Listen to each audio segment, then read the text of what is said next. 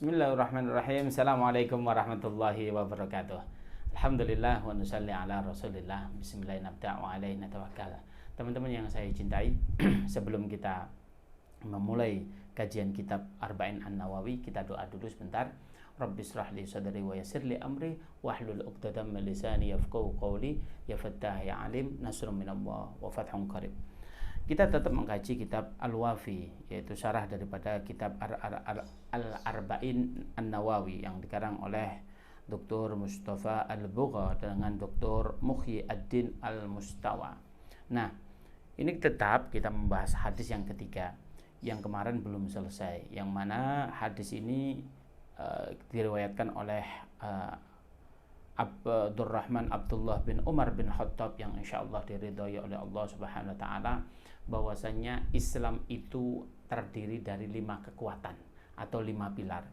Yang pertama sudah kita bahas, yaitu tentang syahadat, yang kedua salat, yang ketiga adalah apa? Itaiz zakah, yaitu menunaikan zakat. Kita sudah bahas tuntas di video-video sebelumnya.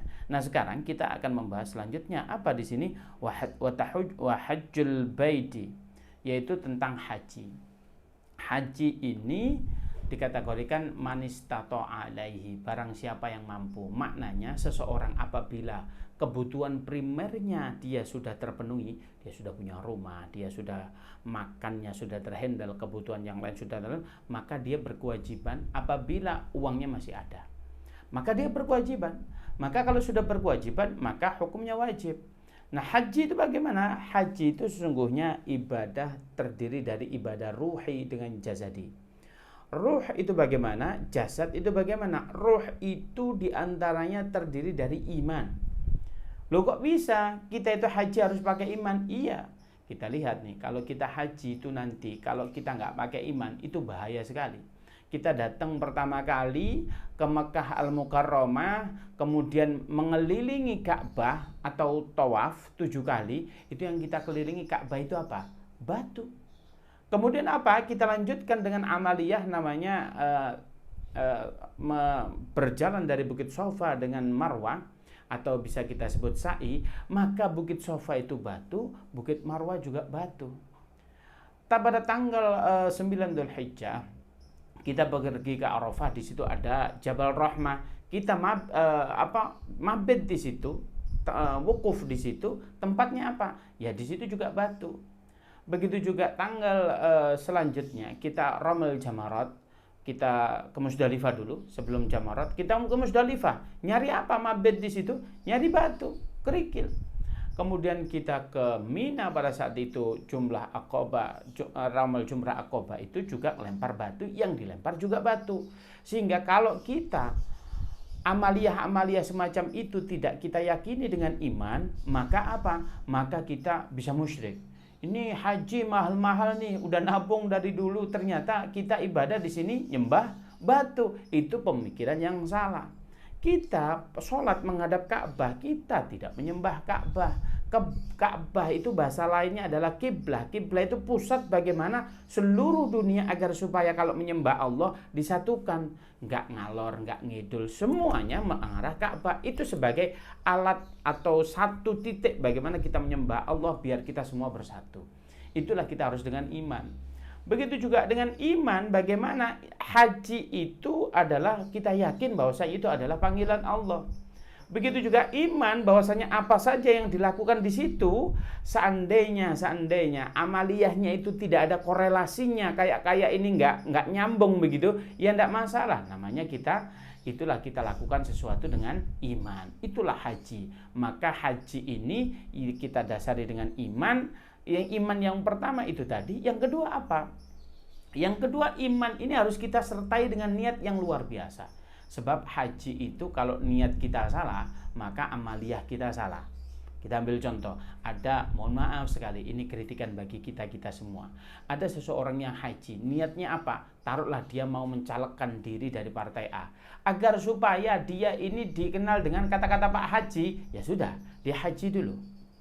Ada orang di masyarakat, tokoh, saya ini belum haji, nggak dipanggil Abah, ya sudah saya haji. Niatnya biar dipanggil Abah.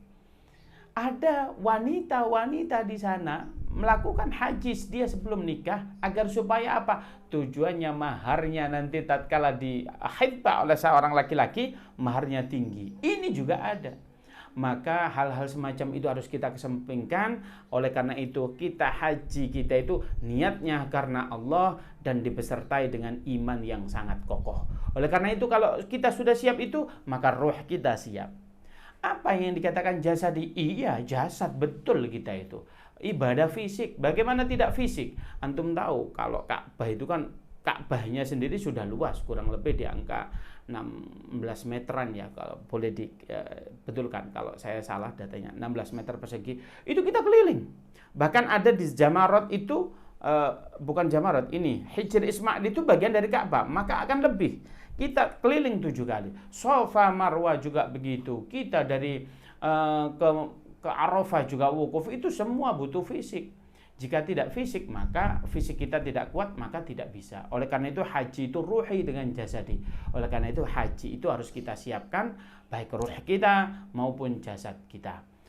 Haji itu bagaimana? Haji itu adalah amalan yang khusus menyengajakan kita agar supaya kita itu bisa ziarah Makkah, yaitu ada di Saudi Arabia. Bagaimana amalan yang pertama? Amalan yang pertama adalah kita datang ke Mekah.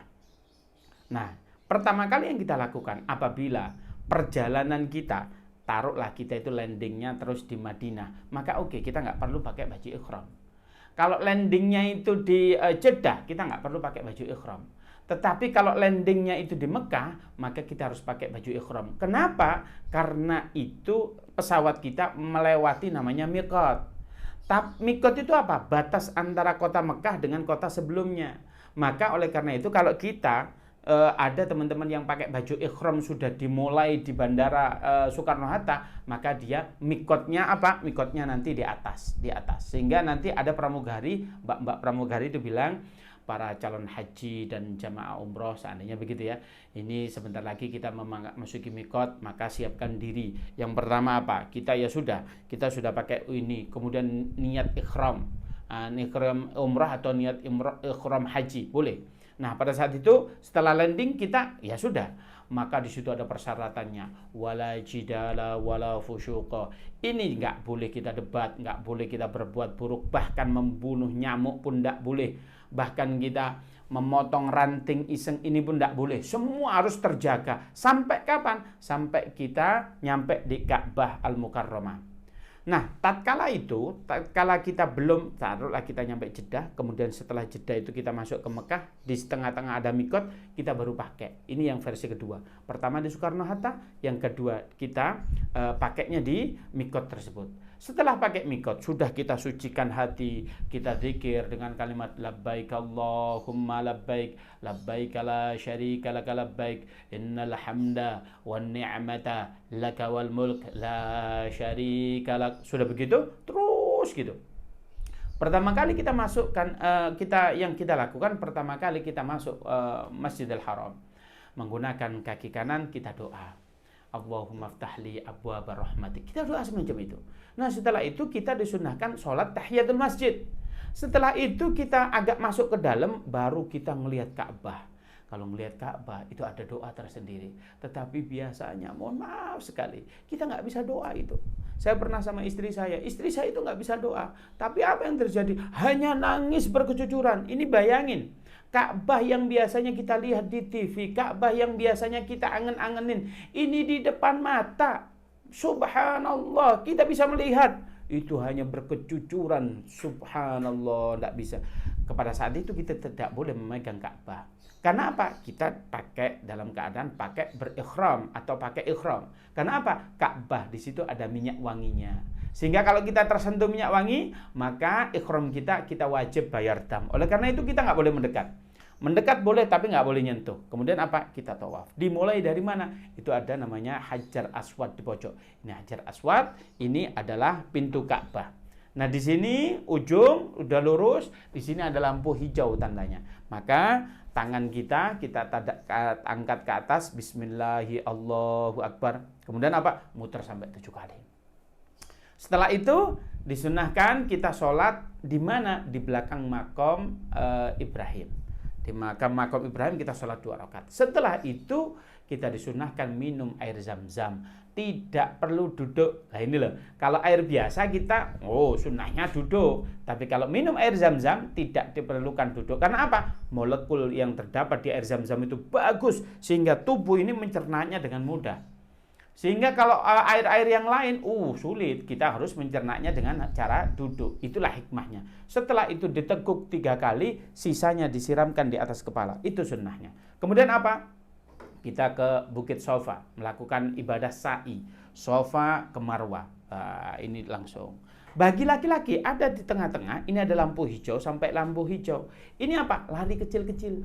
Nah, lari kecil-kecil ini jangan sampai kencang-kencang. Nanti kalau yang bawa istrinya ketinggalan, kasihan. Nah, ini ditinggal. Nah, setelah itu baru tahallul dipotong. Nah, setelah itu bebas. Anda sudah melakukan umrohnya tersebut. Kapan lagi kita mulai? Yaitu pada 9 Dzulhijjah. Biasanya teman-teman bukan 9 Dzulhijjah, 8 Dzulhijjah itu sudah persiapan kemana? Yaitu sudah niat pakai baju ihram. Kemana? Yaitu ke Arafah. Tetapi kalau zaman Rasulullah mungkin tidak kredit, yaitu tanggal 9. Yang pertama beliau dulu tanggal 8 itu ke Mina dulu melakukan tarwiyah, habis itu ke Arafahnya itu 9 pagi. Setelah duha begitu, setelah waktu isyraq begitu. Ya kurang lebih setengah 6 atau jam 6. Zaman sekarang sulit karena jutaan orang, apalagi yang sepuh-sepuh. Maka travel itu inisiatif, ya sudahlah, tarwiyahnya, sunnahnya itu nggak dilakukan, langsung saja ke Arafah. Kemudian di Arafah kita mabit, itu santai. Nah di sini Arafah, saya punya pengalaman ini dulu. Saya itu haji sama istri saya pada saat tanggal 8. Teman-teman diskusi sama saya, ya sudah saya pengen tarwiyah. Yang lain kalau nggak mau ya nggak apa-apa, ternyata ikut saya. Tapi travelnya nggak mau. Kalau besok kita tidak mau memfasilitasi bis. Oleh karena itu ya sudah, silahkan kalian jalan. Saya menyemangati teman-teman agar supaya kita haji sekali ingin mendapatkan sunnahnya. Saya di tenda itu kumpul bersama, kita mensucikan diri, kita minta maaf kepada Allah, kita bermunajat, kita mendoakan orang tua, semua di tarwiyah itu. Maka pada saat sholat subuh, habis itu isyraq, kita jalan. Saya semangat teman-teman. Teman-teman luar biasa, ini perjalanan kita. Dulu di sini sahabat juga jalan. Barangkali asarul qadam. Napak tilas begitu ya. Telapaknya sahabat di situ barangkali nempel dengan bekas kita. Kita semangat begitu. Nyampe situ ternyata luar biasa pengorbanan kita. Istri saya sendalnya pada saat itu sudah sampai lecet. Kita kasih semangat. Apa yang terjadi? Di situ sudah sampai mau duhur. Kalau sudah duhur, maka haji kita tidak sah. Maka kita sebelum duhur, kita sudah harus masuk di daerah Arafah. Pada saat itu alhamdulillah jam 10.30 saya sudah masuk di Arafah. Saya pegangin istri saya. Itu nggak usah jalan itu. Tiba-tiba kita bisa jalan sendiri. Ini luar biasa. Kita nyampe situ, alhamdulillah sudah nyampe di Arafah, kita duduk. Kita nyari tenda kita, kemudian apa? Saya berwudu, apa segala macam, saya tidur, Pak.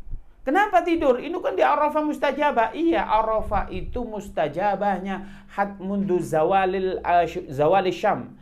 Jadi tatkala matahari sudah zawal dari lurus, dia bengkok dikit, itu baru mustajabah. Kapan itu? Mulai adzan duhur. Jadi kalau Anda di sana di Arafah mulai pagi, ya santai aja dulu. Maka pada saat itu saya tidur, Pak. Jam 11 itu ketemu tenda, saya tidur. Saya dimarahin itu ada bapak-bapak.